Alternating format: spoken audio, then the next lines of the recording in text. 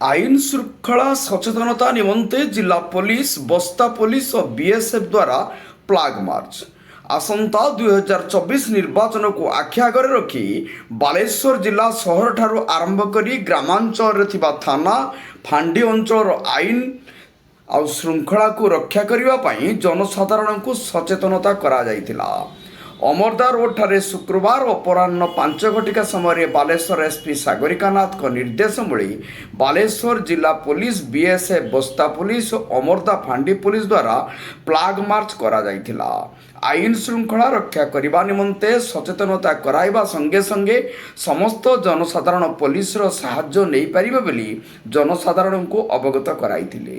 एही परिप्रेक्षी रे अमरदा रोड फांडी ठारू बाहरी बजार Amarda road station Siddheshwar college Basantpur flag march करने संगे संगे छक मानकरे आईन श्रृंखला सचेतनता कार्यक्रम करा जायतिला।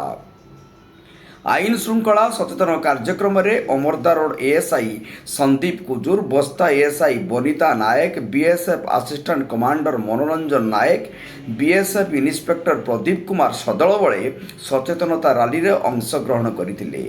सेहीपरि आज बस्ता और हलदीपदा ठारे सचेतनता करा जायतिला। बस्तारू शिरीष महांती रिपोर्ट जनता एक्सप्रेस।